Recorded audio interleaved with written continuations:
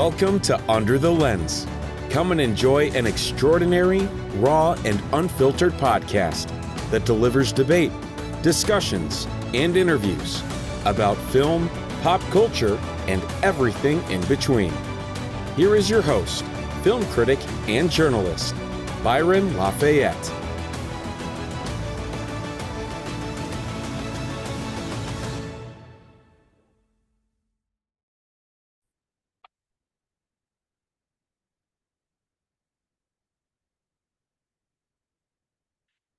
Greetings all, and welcome back to Under the Lens.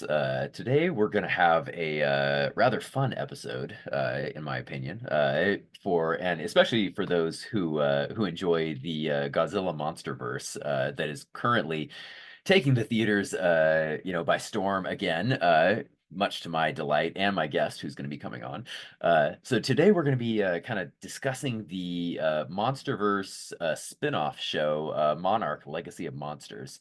And joining me today for this discussion is going to be film critic and my friend, Curry Morris. So welcome to the program. Glad to be here, man. Always happy to discuss giant monsters. Oh, same here. So what is your briefly, what is your experience with the Monsterverse, I should say? And for those who are a little bit new, maybe when we say Monsterverse, we are discussing the universe that started with 2014's Godzilla and that is ongoing. Yeah, so for me, I'm a lifelong Godzilla fan. It was my first fandom as a child. Like I was a 2-year-old. Some people watch Bluey, some people watch Disney movies.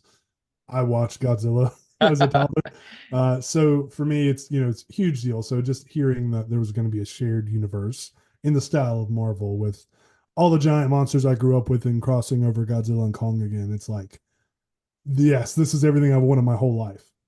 And I've been there for every movie.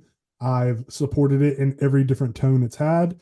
It's not always been consistent. It's been a little all over the place. Never to the point where I didn't enjoy it. But I am definitely a fan, and I'm happy that it's seeing even more success now because it was a little unsure there for a while. Absolutely. I'm the same way. Like I grew up watching, a lot of the older Godzilla movies. I absolutely loved when I was a kid. Terror of Mechagodzilla was like Oh always yeah. being rewatched. Like I don't know why I liked that one as a kid, but I loved it. And yeah, I agree with you that, the MonsterVerse kind of was on a little bit of shaky ground for a little while. But I'm really glad that it seems to have found its footing. So it's like I remember being surprised when I heard that they were doing the spin-off show, Monarch, because it had kind of been in the Yeah. domain of theaters, and so I was kind of surprised at that. I should say pleasantly surprised though. So what did you think when they first announced it? How did you feel about the idea of a show that was focusing on the humans in a in a series that has not always been lauded for the human storylines? Yeah, no, that's a great point. Well, first reaction, I thought it was weird that Apple TV got it, and not like WB or Max or something like that. That was odd, yes. But I will say, it is a legendary that kind of seems to be managing that more so than WB. Um, Also, it gave me hope because Apple TV is kind of known for being more quality over quantity with their productions, Mhm. which maybe a little bit more arguable now than it was then. Um, but on the human aspect, obviously it's like, okay, this is a streaming series. Even if it's big budget, the monsters are going to be more of a backseat. They're going to have to Mhm. be. But focusing in on Monarch is the perfect idea to really flesh out some of the more details of the world.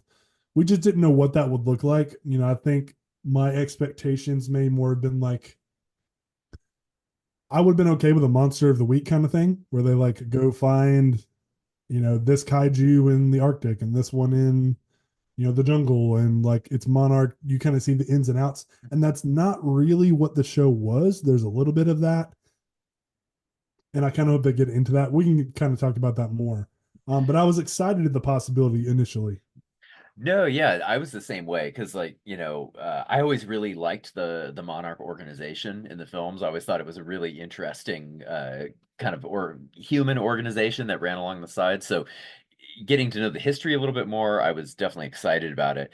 But yeah, let's dive in and chat a little bit about what you were saying with the story and the monster of the week thing, because I will say this, uh some people give me grief for it, but I'm a big network TV fan. Like I really enjoy, like NCIS, the new Hawaii Five-0, all that kind of stuff. So like I kind of, a lot of my TV watching is that sort of like monster of the week or killer of the week, mystery of the week, whatever. And so I would have really enjoyed something like that, of exploring different adventures with different characters, going different places, with every episode. And like you said, we did not get that at all. Like it almost felt like, and I was surprised that the show has that almost like 1970s like paranoid conspiracy thriller feel to it almost. Yep. Yep. hmm and I was not expecting them to go down the conspiracy route. I was not expecting that at all. What were you feeling when that kind of launched in the first episode? Yeah, I kind of expected a little bit of it because hmm the movies hinted that there was like a long conspiracy with Monarch. And I'm not saying like it had to be the monster of the week kind of thing. hmm Um, I'm also a network TV fan. I mean, hmm Smallville's one of my favorite shows of all time. I watched Supernatural for the better part of a decade, same with Smallville. Gosh, I could name so many shows. My wife and I recently, watched Burn Notice as another one. Oh, I We love that started from show. the beginning. Just having watched so many streaming series now and going Mhm. back to something formulaic, it's kind of formulaic in the sense of like the formula is like you know what to expect every episode. You can just hop in. Um, it's been kind of refreshing. Mhm. So, but I knew they weren't going to do that. Like as soon as the more information came out, like when they say Kurt Russell and his son are going to be in it, I'm like, okay, they're going bigger picture here. Um, so Monarch itself, I think, lends itself to the government conspiracy thing because that's literally like the basis of the story of the organization in the films. That like the monsters have all been covered up by the government. Mhm. But I don't, now we know it's been renewed for season two, but they also have said there's going to be other spinoffs. I hope one of those is like I'd even be okay with like a found footage style monster of the week. Like it's an on the ground Monarch crew, like archiving all this stuff because they have to get this information from somewhere. And like they can really dive into the original creations of the Monsterverse that they don't have to worry about rights for, like Kong or Godzilla. They could do Scylla, they could do the Behemoth or whatever. That would be really cool. But as Yeah. far as sorry, you go Oh, ahead. oh no, I was gonna say I completely agree with you. Like I feel like the kind of found footage on the ground aspect would be really cool because this show obviously gave us kind of the high level bureaucracy, I guess you could say, Mm-hmm. of Monarch. And so like kind of seeing that like, hey, this is the guy who was just recruited, out of college to work for Monarch, Yeah. and where do they go? It's like, okay, yeah, we're gonna send you off to Beijing, for this sighting or whatever. I think that could be really interesting. I mean, you bring in Matt Reeves as a producer and like do it in the style of Cloverfield, mhm. like, man, that would be so sick. Like, and they could do it 30 minutes and doing found footage. It could be a way to save on budget. Like, I have so many ideas. Mhm. Like, Legendary, if you're hearing this, I Mhm. will be a consulting writer for a much more manageable fee. But, but going back to to Monarch, the show itself, it's called Legacy of Monsters. Um, I think it starts off really strong and ends really strong, but it kind of meandered in the middle a little bit too much for me. Um, I think it kind of lost sight of that government conspiracy stuff, which was clearly the strongest aspect, and gets way too bogged down in melodramatic material with the families. In my opinion, some of it's kind of captivating. Other times it made me want to roll my eyes so hard that I'd fall out. But and I don't mean to sound that way with hot takes, but it does kind of concern me. Like, how long can this format and this story really last and not break the canon of the movies? Because there's a couple times with this that it gets into territory. It's like, wait, I thought the timeline was pretty well established in the films with Monarch, and now it seems a little mucked up, and the Hollow Earth and all of that. But I do have thoughts there, but I don't want to keep rambling until we Uh, get there. No, yeah, I definitely I do agree with you. I think that the beginning and the end were extremely strong. The middle, I would agree. It had had some slower moments. The I wasn't terribly interested, with the storyline of I'm trying to remember the character. It was his son Kentaro and May. I wasn't really that invested, in their backstory and their relationship all that much. It was fine. I get we had to have some character development with them and everything. But like I remember, some of the time being devoted to that, I was kind of like, let's get back to the good stuff. Um, but one other issue that I did kind of have with it that I felt was a little bit lacking in the show was that it didn't really have a villain, I should say, with the show. Yeah. And I would have liked maybe some type of nefarious, I don't know, some type of nefarious villain in there. I think, who was human, maybe. I don't know who was after him or something. I don't know, might have been kind of cool. What are your thoughts on that? I mean, yeah, you're right, because Monarch was really the bad guy the whole time. Uh-huh, It exactly. was it was like the movies build Monarch up as this thing that is kind of like helps protect humanity, and they're kind of awful in the show. And Mhm. I'm not saying that TV shows have to have like likable characters, but this one struggled to have likable characters in the present. It gets very melodramatic and just like not interesting. Kurt Russell is obviously the best part, but the show really should have leaned into the 60s story, like the flashback story, because that was the strongest content. Like anytime it focused on that, the show was infinitely better. Mhm. I completely agree. And that's kind of an issue almost that I'm thinking of for season two is because, the character played by Kurt Russell's son, like you said, was an extremely strong character. The storyline in the back with was it Bill Randa was really Yeah. awesome as well.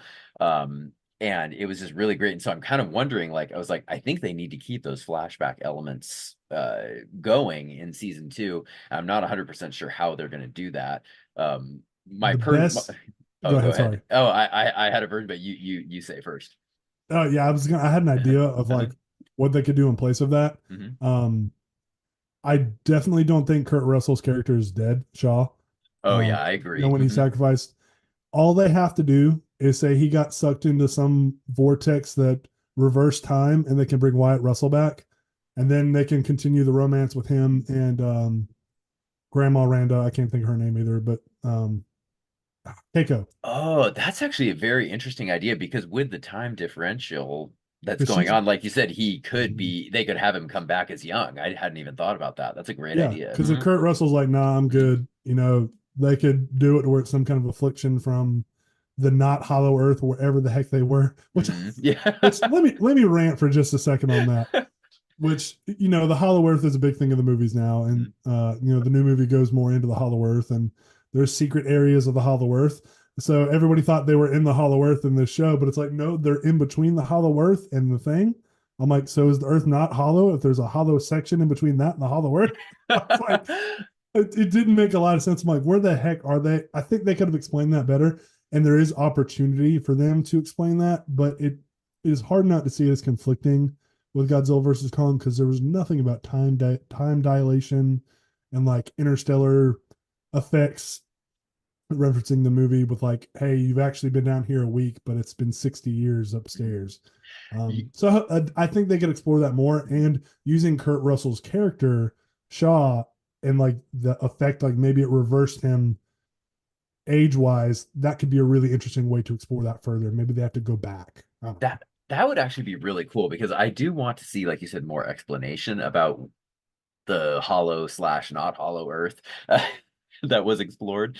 Because I was very curious about that as well. Because, like you said, there was some seemingly different things that were going on with that versus the films, Well, and they so even hopefully said they like we're explain in it. between, like because they Mm-hmm. said like the Hollow Earth theory like was true, but we're between there. And I'm like, Mm-hmm. I don't remember exactly how they worded, it, but it was like, oh, okay, they're trying to do their own thing so that they can do their own rules.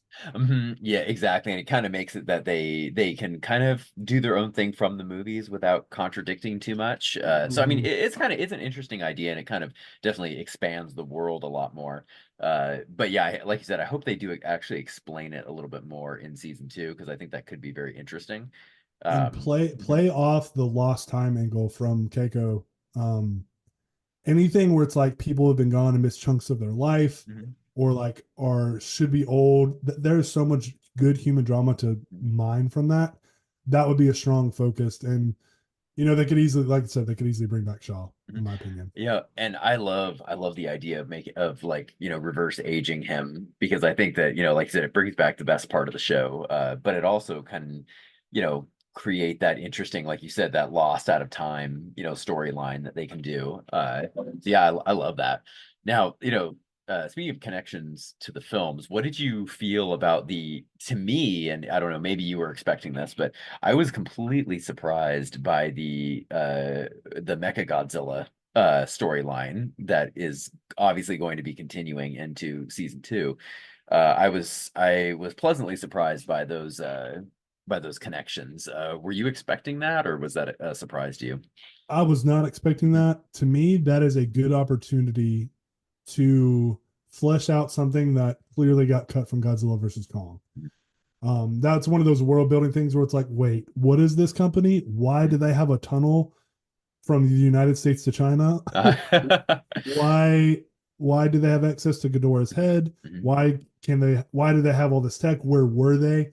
So clearly that they probably looked at Godzilla versus Kong and they were like, this is too much for one movie. Why don't we throw this in this TV show mhm, as like a thing we can build up? mhm. And I think that's a smart decision. Yeah, so I remember like, I enjoyed Godzilla versus Kong, but that was one area that I did want more information because the whole idea of, the sun, being, the pilot being the sun, was so interesting, and I wanted more information on that. And then like you said, where did they get, yeah, Ghidorah's head from? And then the whole idea of like Ghidorah taking over Mechagodzilla, like I think that'd be really interesting to be able to flesh out the mechanics of And that. and they would be really smart because the movie still takes place before King of the Monsters, Hmm. or I mean the show does, because it takes place right after 2014 Godzilla. And King of the Monsters obviously built out the world a lot for the Monsterverse. Whatever your feelings are, I love that movie. And we know at the end, oh gosh, what's the actor's name? Oh yeah, the guy from Game of Thrones. Yes, oh, gosh, dude, I'm blanking hardcore tonight. Oh, Um, well, he buys Ghidorah's head, and like he obviously would have had to sell it to um Apex Cybernetics or whatever. So like, could they introduce him as a player in the world? Like he's his like eco terrorist kaiju black arms dealer or whatever, that would be a really interesting element to throw in for future seasons mhm. Yeah, it because that was also gives them an excuse. Charles Dance was Charles the Dance. yes. That's what it is.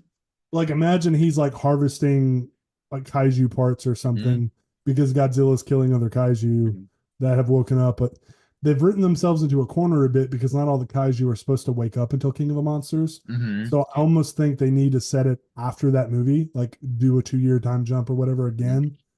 Um, so there's a lot they can do to tie into the films and expand on the films and build them up while also focusing on like the human drama with like Shaw and Keiko Randa.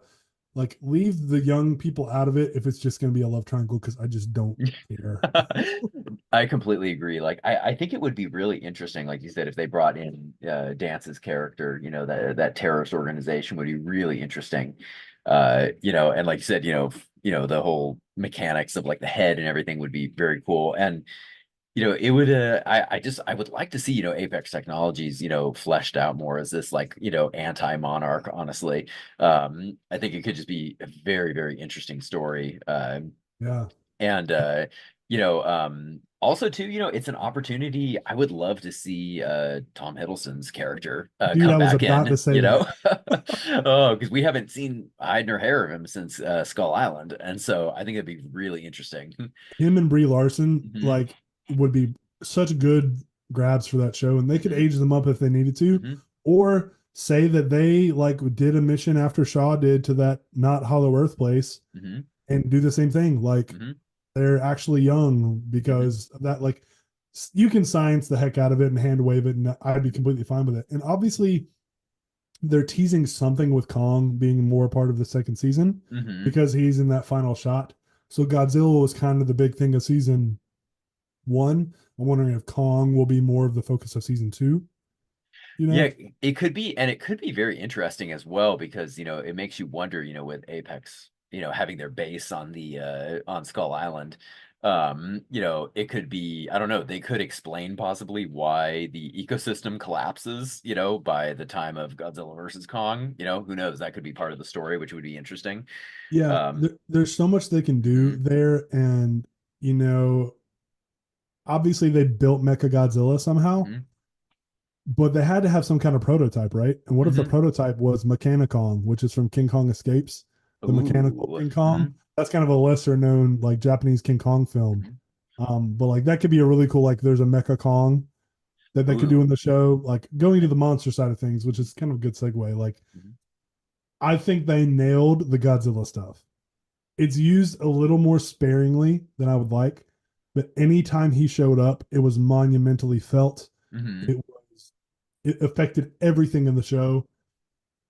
I loved that when he appeared in the desert, it was kind of a reference to his appearance when he shows up in Mothra versus Godzilla, the original one, we Mhm. covered in the dirt and everything. Mhm. Um, That was a and great moment in the show. I really enjoyed that part. yeah, and his fight with the bat creature at the end Mhm. was really cool. Little Mhm. again, little short lived. Mhm. I think people going in expecting like 10 episodes of Godzilla were had the wrong expectations. Yeah. But Oh.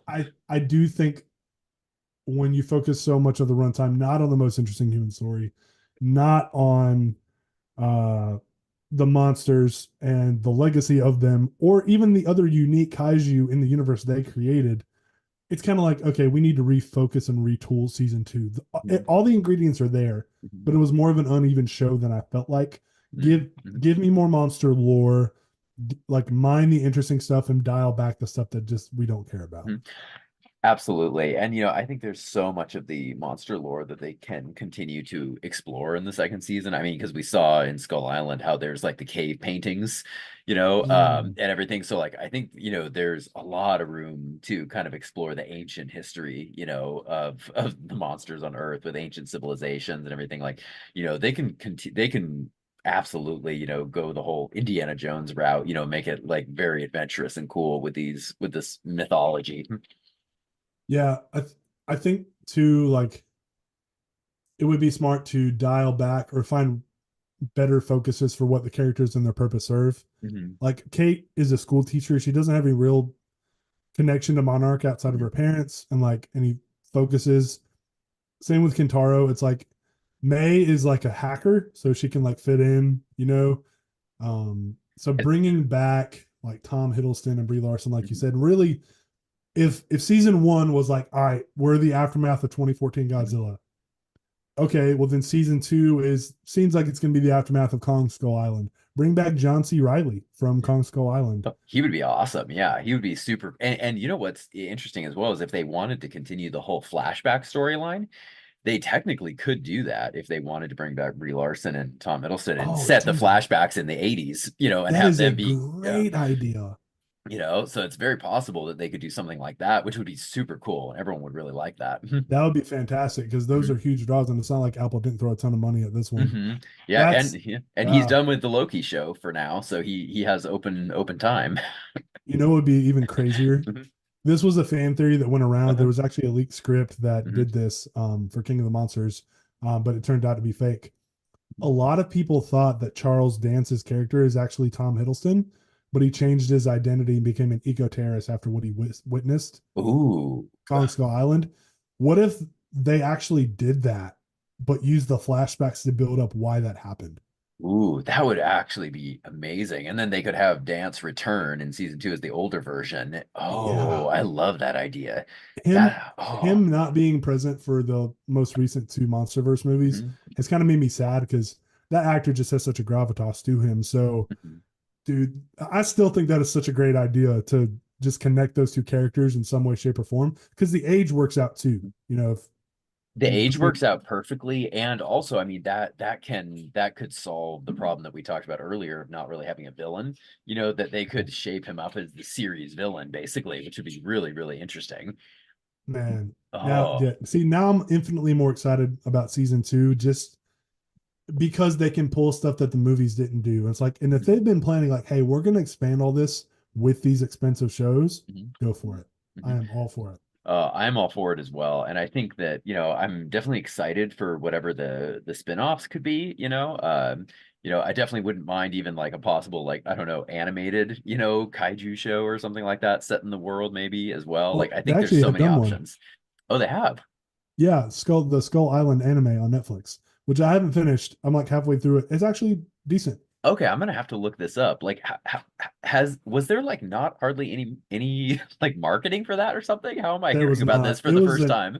It was announced like forever ago, Uh-huh. and it kind of dropped quietly. Wow, But man, I'm gonna go and watch that. yeah, this actually reminds me I need to go finish it.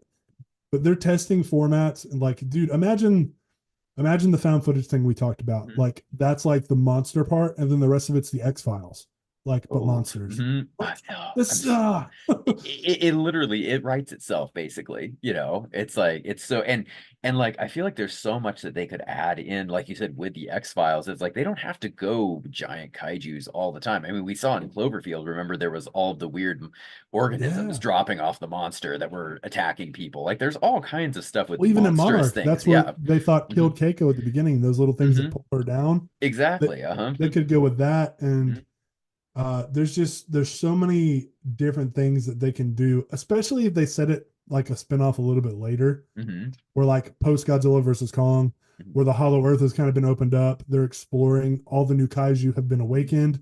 Like they obviously they could have babies, they could have all these crazy things, and then that format becomes clear because the world has been opened up and they Yeah. don't have to worry about Yeah. contradicting stuff. Exactly. Like I honestly wouldn't mind almost if each season was like a companion to the movies. So we had like season 1 was a companion to 2014, season 2 is a companion to King of the Monsters, make season 3 a companion to Godzilla versus Kong, and etc. Yeah, yeah, You know? and it seems that based on how it ended with them ending up on Skull Island Hmm. and Kong being the last shot of the show, Hmm. they really could be like season 2 is going to be Kong Skull Island, Kong Hmm. focused. Hmm. I'm cool with that. I am completely cool with that as well. It's like, man, well, what are your final thoughts on this show? Like yeah, and your rating of it, and would you recommend it?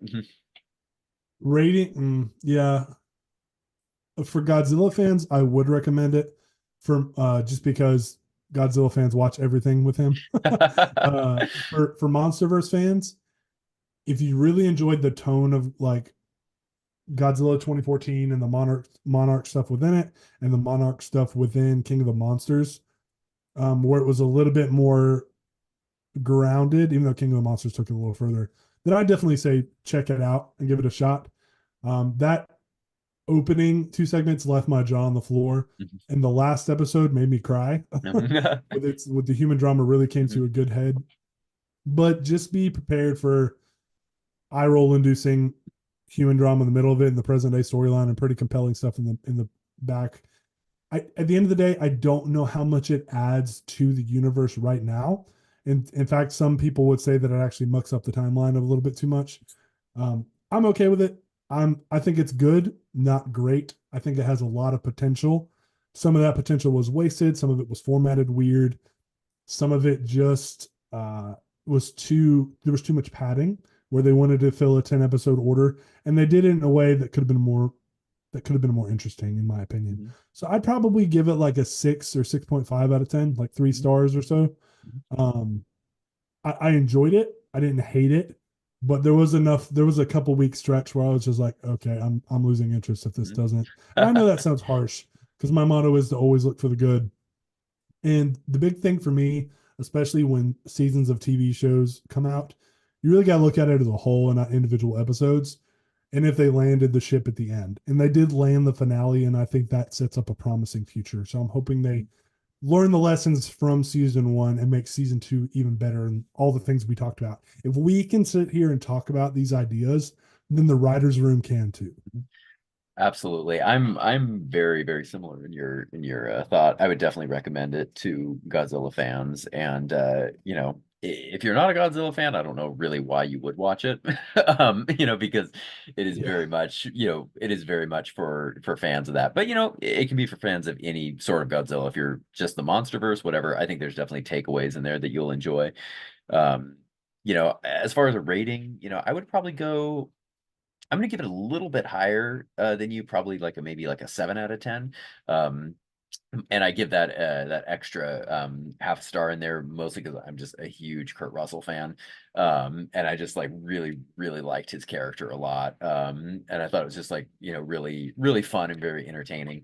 Um, but yeah, I think, they stuck the landing, and it ended really, really well. I was very excited for season two. And I think when it comes to a show like this, the most important part is how you finish it. And that you leave people excited, because if a show has a bad finale, then that can ruin everything that came before. So I'm very glad that Monarch did not do that.